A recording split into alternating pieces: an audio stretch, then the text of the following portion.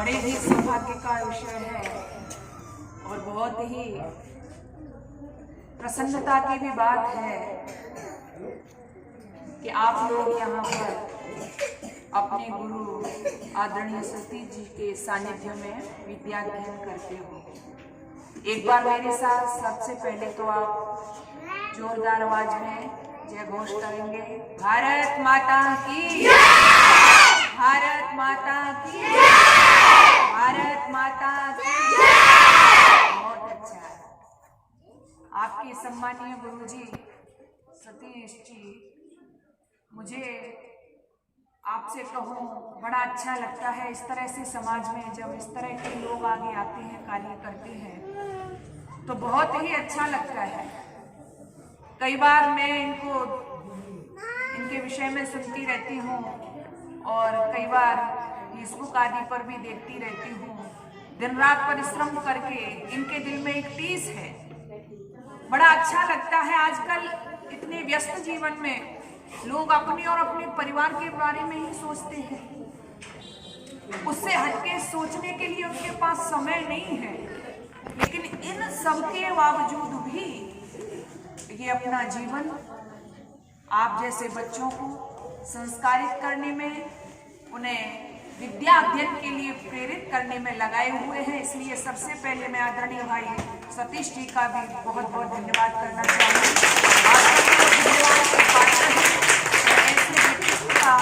हमेशा सम्मान प्रशंसा की जानी चाहिए। अब यहाँ पर जितने भी मेरे प्यारे बच्चे बैठे हुए हैं, आप जो भी कुछ सीखते हैं, आपको पढ़ाया जाता है, सिखाया जाता है, मैं आपसे कहना चाहूंगी आप जितना भी समय देते हो उसके लिए बिल्कुल ध्यान से दत्चित होकर के उसको पढ़िएगा। आप जब पढ़ोगे, पढ़ना सीख जाओगे, आगे चल करके आप अपने माता पिता का नाम रोशन करोगे, अपने परिवार का नाम रोशन करोगे, समाज का नाम रोशन करोगे, भारतवर्ष का नाम रोशन करोगे। इसलिए विद्या में कोई भी आलस्य आप नहीं करोगे। आपके गुरुजी जब आपको बुलाएं, जैसे बताएं, आप उनका आदेश जरूर मानोगे। बिल्कुल।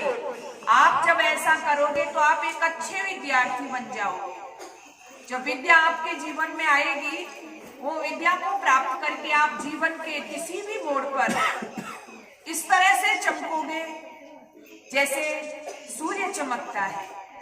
ये विद्या आपके जीवन में उजाला देने वाली होगी। आपको अच्छे गलत की परख कराएगी ये विद्या।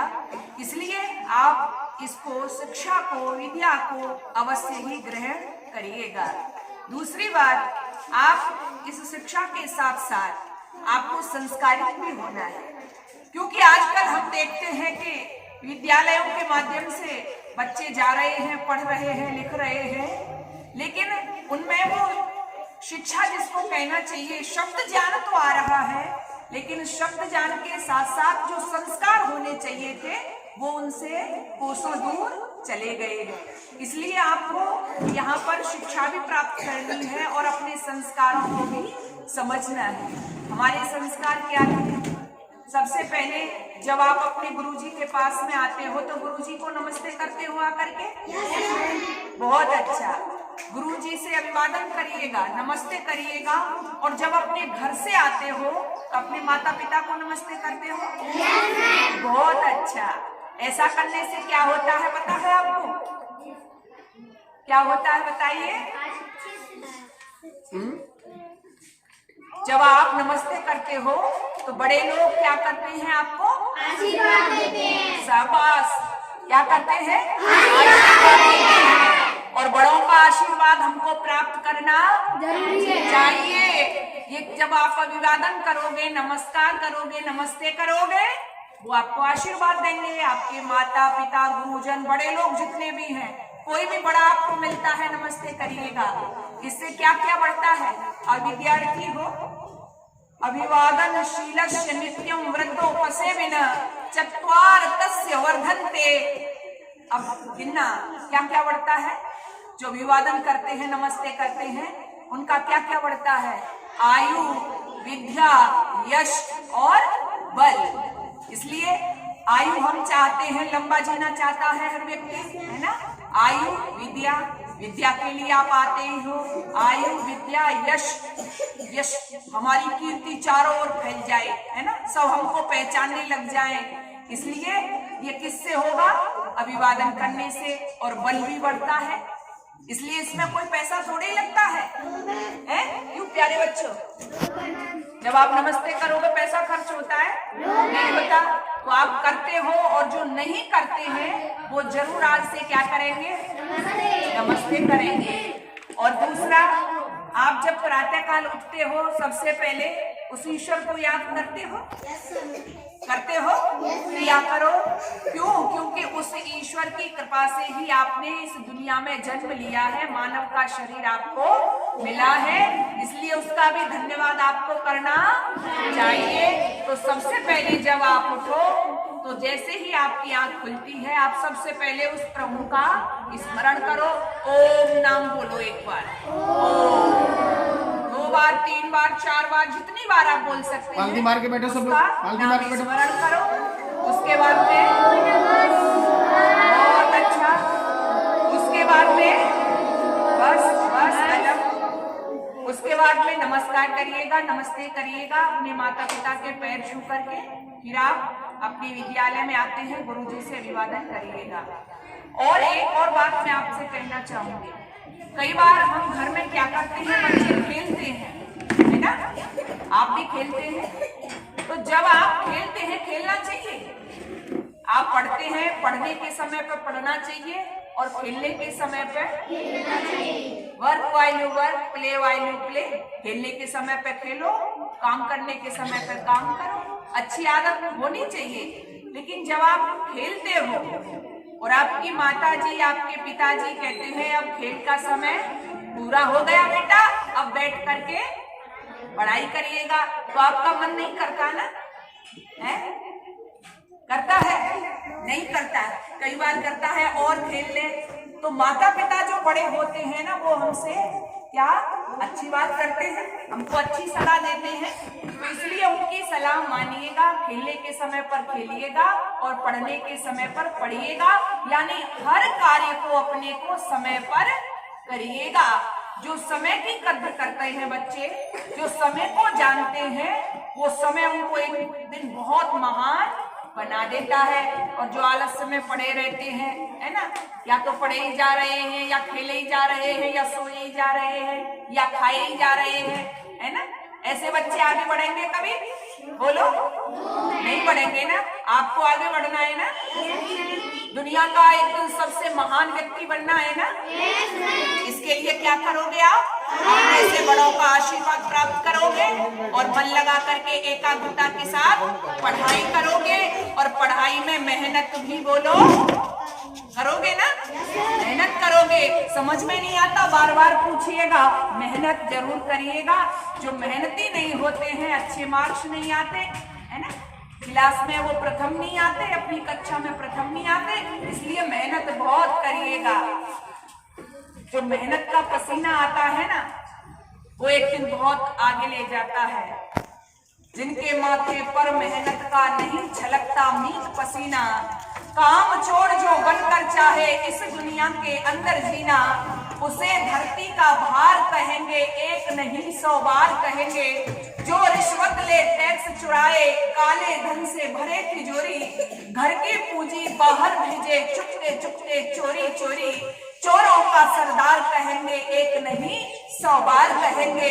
चोरों का सरदार कहेंगे, एक नहीं 100 बार कहेंगे। इसलिए मेहनत करना सीखो। मेहनत करोगे तो अवश्य ही आप आगे बढ़ जाओगे। इसलिए ये बातें आपको, जो काम की बातें रोजाना हमारे जीवन में जो प्रयोग में आती हैं, इनको आप अपने अमल में लाइएगा, तो अवश्य ही आपके गुरुजन जो पहल कर रहे हैं, जो प्रयास कर रहे हैं, उनका ये प्रयास भी सार्थक होगा, और आप भी अपने माता पिता का नाम रोशन करने वाले हो जाओगे। भारत का नाम पूरी दुनिया के सामने रखने वाले हो जाओगे, ऊंचा करने वाले हो जाओगे। इसलिए एक बार मेरे साथ पुनः जोरदार आवाज के साथ जय घोष करिएगा, भारत माता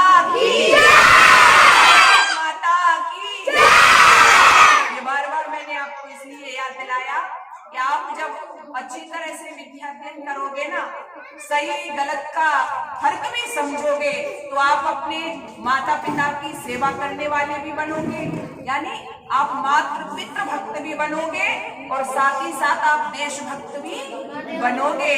अपने देश के साथ में कभी गद्दारी नहीं करोगे, क्योंकि माँ कितनी प्रिय होती है हमको, है ना। आपके घर में माँ होगी, माँ कितनी प्रिय होती है, प्यार करते हो ना अपनी माँ से, है ना। माँ से कितना प्यार करते हैं बच्चे। तो ये भारत माता की जो जय बोली ना, अपने जिस देश में आप रहते हो, है ना, वो क्या है, वो माताओं की माता है, आपकी माँ से भी बड़ी है वो। तो इसलिए हम उससे भी प्यार करना सीखेंगे, उसकी भी हमेशा जय जयकार करना सीखेंगे और आप अवश्य ही करेंगे। देश के एक अच्छे नागरिक बनकर के आप तैयार होंगे। इसलिए मैं आज आपसे यही कहना चाहूंगी, बहुत अच्छा लगा है मुझे यहाँ आकर के कि आप अपने गुरुजन के मार्गदर्शन में जैसा वो आपको सिखाते हैं बताते हैं चलिएगा, आपका भविष्य उज्जवल बनेगा, आप देश के एक अच्छे नागरिक बनकर के तैयार होंगे। और पुनः मैं आदरणीय भाई सतीश जी का धन्यवाद करना चाहूंगी। आप इसी तरह से कार्य करते रहिएगा, बच्चों में शिक्षा का भाव तो जगा ही रहे हैं, साथ ही साथ आप इनको संस्कारित करने के लिए जो भी प्रयास है वो करिएगा। और समय समय पर जैसी आप हमसे जैसा सहयोग होगा अवश्य ही हम आपको वो सहयोग देंगे, क्योंकि हमारा भी ये अभियान है, ये लक्ष्य है कि हमारे इस देश का प्रत्येक बच्चा संस्कारित हो। आज जो पश्चिमी सभ्यता की चकाचौंध में भटक गए हैं लोग, हमारे छोटे नन्हे मुन्ने बच्चे, उनके संस्कार कहीं खो गए हैं। आओ इस देश का प्रत्येक बच्चा, प्रत्येक नागरिक जो उसकी पहचान थी संस्कारों के आधार पर, वह पुनः आज फिर से प्रतिष्ठित करना चाहते हैं। इस देश का हर एक बच्चा संस्कारी होगा, हर एक बहन बेटी, हर एक व्यक्ति संस्कारों से युक्त होंगे तो अवश्य ही हमारा देश फिर से उसी ऊंचाइयों को छुएगा जिसकी विषय में हमारे ऋषि मुनियों के चरणों में लोग आकर के विद्यार्थी किया करते थे। फिर से वही समय आ जाएगा। इसलिए हम आप सभी मिलकर के छोटे छोटे बच्चे यही आगे चलकर के देश के कर्णधार बनेंगे। इसलिए अपने आप को संस्कार कीजिएगा, आगे बढ़िएगा।